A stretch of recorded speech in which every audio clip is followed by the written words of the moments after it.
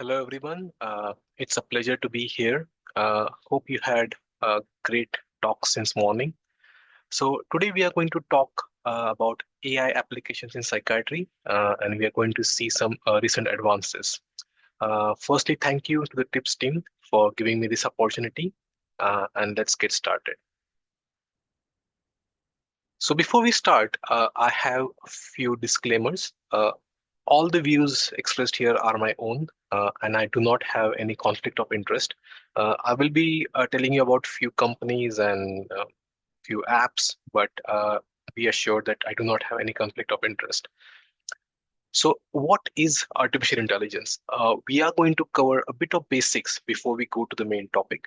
So, artificial intelligence is basically creating digital technology which can create systems which are capable of performing tasks which are commonly thought to require human intelligence.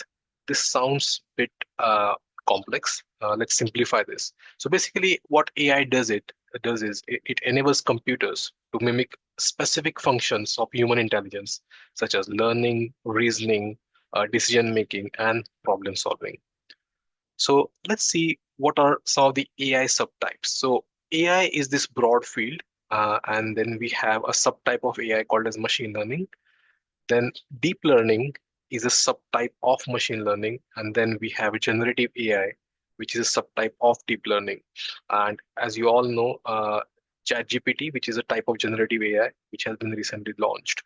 So to get a better understanding of this, let's compare this with psychiatry. Psychiatry is this broad field. Then we have psychosis, which is a part of psychiatry. Then delusion is a subtype of psychosis. And then we have persecutory delusions, which is a type of delusions. But for a layman, psychiatry is all about persecutory delusions, and we psychiatrists, all we do is we treat people with persecutory delusions. Similarly, for a layman, ChatGPT is AI, but we all need to know that AI is a broad field, and there's a lot more to AI than just ChatGPT. So if you see, all the applications currently developed in psychiatry are mostly based on machine learning, deep learning, or generative AI. And there is another AI technique called as natural language processing. So these are the most common AI technologies which are currently used in psychiatry. So let's see how we give clinical care, or what is actually human intelligence when it comes to psychiatry. So what we do, we all know we have the clinicians, we take some history, do some examinations, get some brain imaging, and then we do something called as clinical reasoning and come up with a diagnosis and prognosis and a treatment plan, etc. So we do all these things based on a very limited amount of information, but we are still able to do our job very well. But when it comes to AI can process this huge amount of data coming from various sources. So we can see here data can come from wearables, it can come from electronic behavior on social media, it can come from various sensors, and then obviously biological devices like MRI scanners, genetic sequencing, etc. So AI can analyze all this data. Even there's a lot of data which they have. There's a relationship between different data points. The AI can analyze all this data and then come up with diagnosis, prognosis, and treatment plans. So this is a basic difference between how we uh, provide the clinical care as compared to the AI. So if I had to summarize the whole presentation, or if someone tells me to summarize what's been happening in AI in psychiatry in one slide, this will be the slide. So basically, you all need to know that uh, whatever we do as a clinician in the clinic, in the clinical world, is currently being mimicked or being developed by AI researchers all over the world. So for we do psychotherapy, they are developing conversational AI agents, history taking, their generative AI can start doing some history taking. They are developing machine learning models, large language models, and deep learning to do clinical reasoning, diagnosis, and prognosis and prediction. So be be assured that whatever we do as clinicians, it's been mimicked in the AI world. So let's see how they are doing it. When it comes to applications of AI in psychiatry, these are the two very good papers, I will say, which summarize all the current applications of AI in psychiatry. So I'll advise everyone to read these papers. And next few slides I have taken from these papers, which gives a very good summary of what's happening in AI in psychiatry. So if we have to divide the applications of AI in psychiatry, this is how it looks. AI is being developed for monitoring of severe mental illness, then treatment of various psychiatric disorders, then doing some predictions and diagnosis, and there are some deep learning applications of AI in psychiatry, which we are going to see in next few slides. So first is diagnosis. If you see here, just focus on the mental disorder and the data type. Um, all the common disorders which we see in our clinics, we treat. Uh, there's a machine learning model being developed. They are getting the data from the fMRI type, then they are doing some EEG data, and they are using them to develop a machine learning model for the diagnosis of these disorders.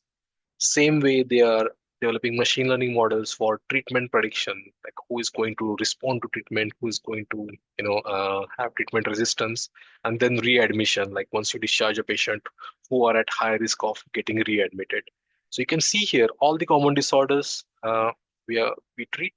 There's a machine learning model being developed. Then there are a few very good applications in terms of monitoring of severe mental illness. So for schizophrenia, as we all know, they have a very high mortality rate as compared to general population. So they ECG data is being used to predict who is at high risk of death. There's a variable called as heart rate variability, which is being used. Then for bipolar disorders, they are studying the digital footprint. So few tests like 1 minute writing sessions, they have shown very good accuracy of uh, predicting relapse of bipolar disorder.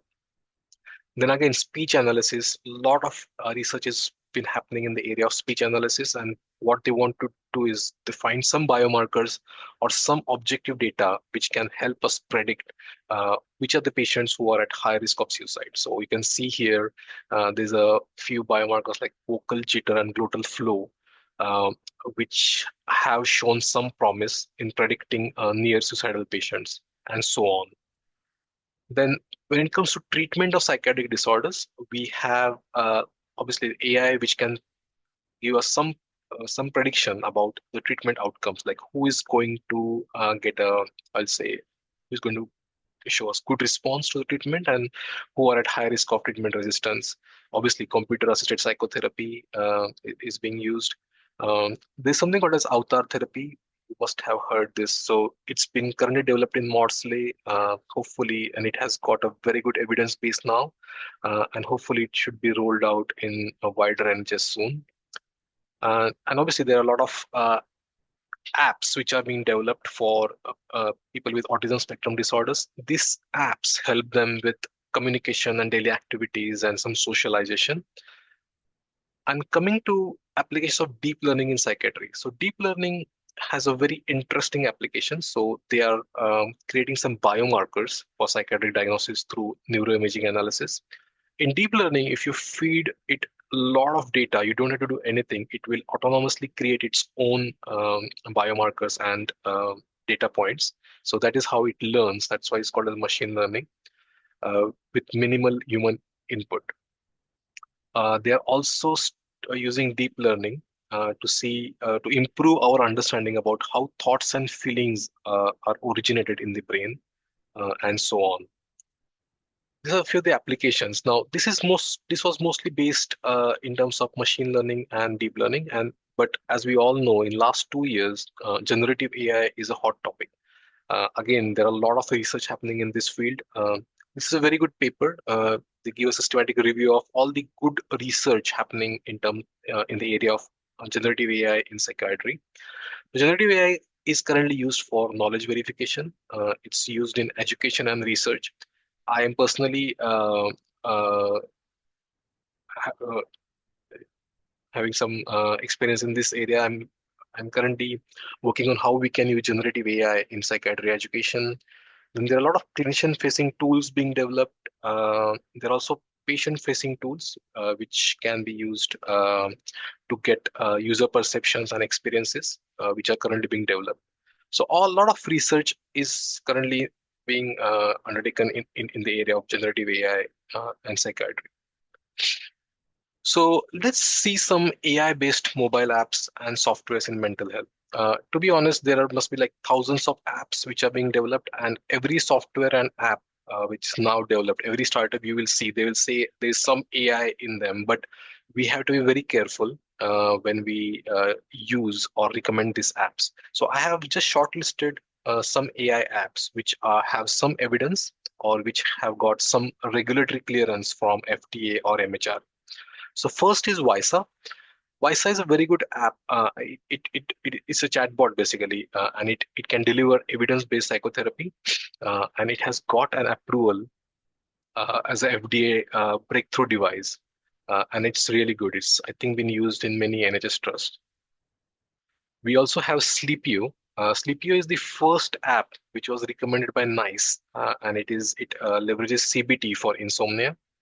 And we have Rejoin, which is again a first FDA-approved app for treatment of depression. There are some softwares like Biobase, and there is a XAI, which is a extended reality and generative AI app. So Biobase is basically what they do is it analyzes the data from the variables, and it is supposed to prevent the employee burnout. And XAI is a technique where you have a VR headset with spatial computing technology, and there is a therapist inside the VR, and it guides you to the various therapies. So it is supposed to be good as well. And last but not least, we have Limbic and Discovery 365. So Limbic is a UK-based startup. They have a AI-powered clinical assessment chatbot.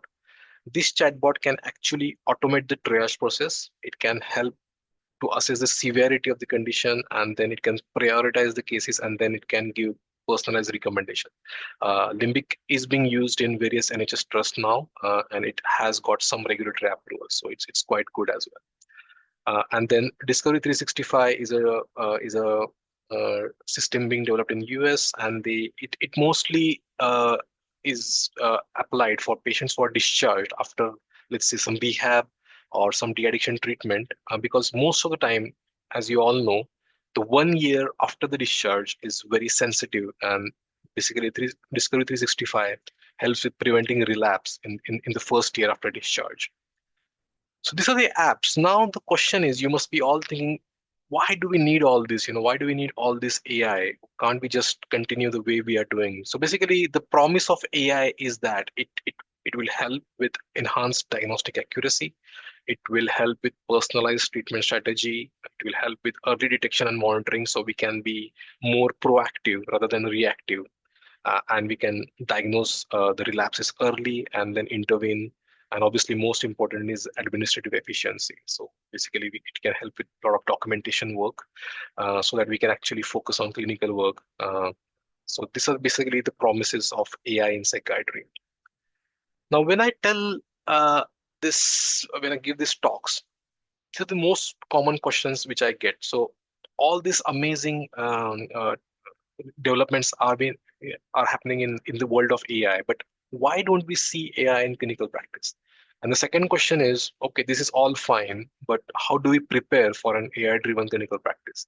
So I'm going to try and answer these questions to the best of my ability. So why don't we see AI in clinical practice? Because there are a lot of hurdles. So for an AI app to reach your clinical practice, it has to go through some steps. The first is the technology has to be there. Maybe 3-4 years ago, I will say it was doubtful, but now I will say the technology is quite advanced and it is almost there. Once this hurdle is passed, we have the second. There's no use just having the technology. We need to have the evidence. Does it do what it tells it can do? Once we have the evidence, then there has to be regulatory approval by any of the reputed bodies like FDA, MHRA in the UK. Once you have the regulatory approval, then there is a question of workflow integration, about cost effectiveness and the infrastructure. Even if we have an amazing technology, can we really integrate it in our current workflow? And let's say even if we integrate it in our workflow, can do the clinicians and the patient trust this technology? Are we aware and are we literate enough to use this technology? So these are a lot of hurdles currently when it comes to AI in clinical practice. That's the reason we don't see it very commonly now. But maybe in next 3 to 5 years, things will change. And the second question is, how do we prepare for an I would say, disrupted clinical practice? Because I think when it comes to AI, it's not going to just change the way, it's not going to just, help us with some clinical tasks. It's completely going to change the way we do clinical practice. So what can we do? So first is obviously AI literacy. Whenever you get a chance to upskill yourself in this area, just, get attend some courses and workshops, and everyone, irrespective of your beliefs, need to have some basic AI literacy. Second is best way to learn AI is to use AI.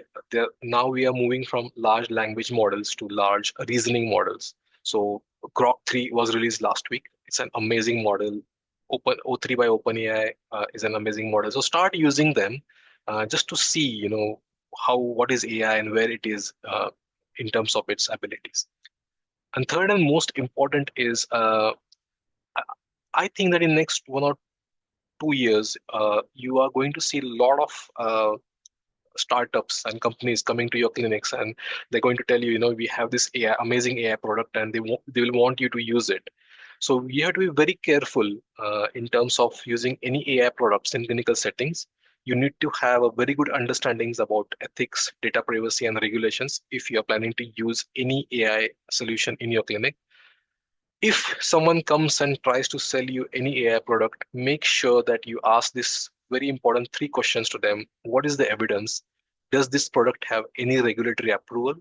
And is the patient data safe and private? Basically, do they have any HIPAA or GDPR compliance? This is very important because to avoid any medical legal issues in the future.